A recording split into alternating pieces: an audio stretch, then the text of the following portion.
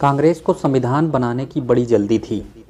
13 सितंबर 1946 को संविधान निर्मात्री सभा में अंतरिम मंत्रिमंडल में प्रधानमंत्री पंडित जवाहरलाल नेहरू ने संविधान के उद्देश्य तय करने के लिए एक प्रस्ताव रखा और प्रस्ताव के समर्थन में जोरदार भाषण भी दिया।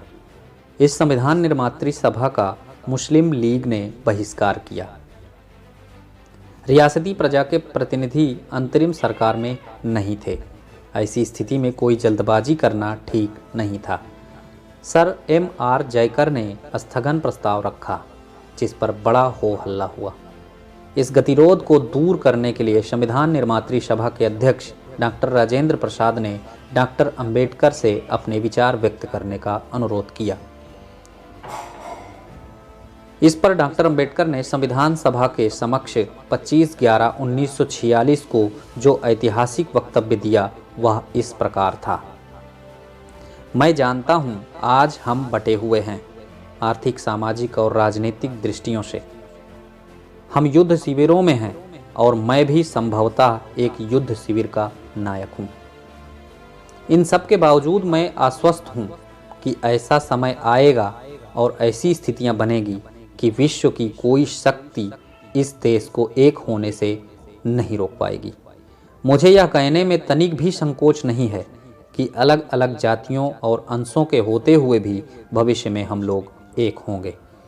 अपने वक्तव्य में उन्होंने कांग्रेस दल से उनकी जल्दबाजी को लेकर सवाल पूछा। क्या आपके लिए ऐसा करना तर्कसम्मत है? क्या ऐसा करना बुद्धिमानी है? शक्ति एक वस्तु है और बुद्धिमानी और विवेक नितांत भिन्न वस्तुएं हैं। करोड़ों लोगों के भविष्य का निर्धारण करते समय नेताओं या व्यक्तियों या पार्टियों की प्रतिष्ठा कोई अर्थ नहीं रखती। हमें अपने आचरण द्वारा यह सिद्ध करना चाहिए कि हमारे पास केवल शक्ति की नहीं, वह बुद्धि भी है, जिसके द्वारा हम देश के सभी वर्गों को साथ लेकर उस रास्ते पर आगे बढ़ सकें जो निश्चित रूप से एकता के लक्ष्य तक पहुंचाएगा। डॉक्टर अंबेडकर के इस वक्तव्य का सभासदों पर आश्चर्यजनक प्रभाव हुआ। इस वक्तव्य से न केवल गतिरोध दूर हुआ, अपितु पूरे प्रवचन के दौरान आश्चर्यजनक शांति बनी रही। उनके इस वक्तव्य की समाप्ति पर सब ने मेजें थपथपाकर स्वागत किया। उस दिन संविधान निर्मात्री सभा के हर सदस्य के दिलो दिमाग में यह बात बैठ गई कि भारत का संविधान बनाने के लिए कोई सही और योग्य व्यक्ति है तो वह डॉक्टर अंबेडकर ही हैं।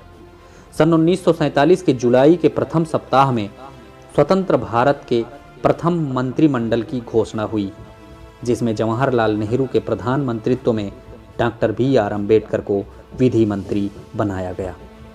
29 अगस्त 1947 के दिन संविधान निर्मात्री सभा ने संविधान का प्रारूप बनाने वाली समिति की घोषणा की।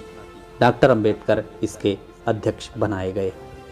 समिति के नए सदस्य थे sir Alladi Krishnaswami, sir B.N. Rau, Syed M. Saadulla, sir N. Gopalaswami Ayyangar, doctor K.M. Munshi, B.L. Mitter और D.P. खेतान। बाद में B.L. मित्तर के स्थान पर N. माधवराव और D.P. खेतान के स्थान पर T.T. कृष्णमाचारी को सदस्य बनाया गया। इन सदस्यों में से एक का देहांत हो गया, किंतु उनके स्थान पर किसी को नियुक्त नहीं किया गया। एक सदस्य प्रायः अमेरिका में रहते थे, एक सदस्य प्रादेशिक राजनीति में व्यस्त रहते थे। T.T. कृष्णमाचारी ने अपने वक्तव्य में सच बयान किया था। अंततः संविधान का प्रारूप बनाने का भार डॉक्टर अंबेडकर पर आन पड़ा और हमें उनका आभारी होना चाहिए कि उन्होंने इस कार्य को जिस ढंग से किया वह निश्चित ही प्रशंसनीय है। 26 नवंबर 1949 के दिन संविधान निर्मात्री सभा ने संविधान के प्रारूप को अंतिम रूप से स्वीकृत किया। इस अवसर पर प्रारूप समिति के अध्यक्ष डॉक्टर अंबेडकर ने 50 मिनट का एक भाषण राष्ट्र के नागरिकों को संबोधित करते हुए दिया। इस भाषण के ये अंश अति महत्वपूर्ण हैं। 26 जनवरी 1950 से हम विषमताओं के जीवन में प्रवेश करने जा रहे हैं। राजनीति में हमें समानता का हक होगा, जबकि सामाजिक और आर्थिक जीवन में असमानता होगी। राजनीति में हम एक व्यक्ति, एक मत और एक मूल्य को मान्यता देंगे, लेकिन हमारे सामाजिक और आर्थिक ढांचे के कारण हम सामाजिक और आर्थिक जीवन में एक मत, एक मूल्य के सिद्धांत को नकारेंगे। कब तक हम यह विषमता का जीवन जीते रहेंगे? यदि हम लंबे समय तक इसे नकारते रहे तो हम अपने राजनीतिक जनतंत्र को भी खतरे में डालेंगे।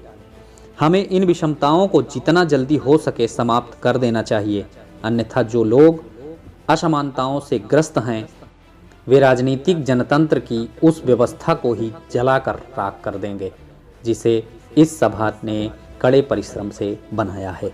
संविधान निर्मात्री सभा में संविधान पर जोरदार बहस हुई थी।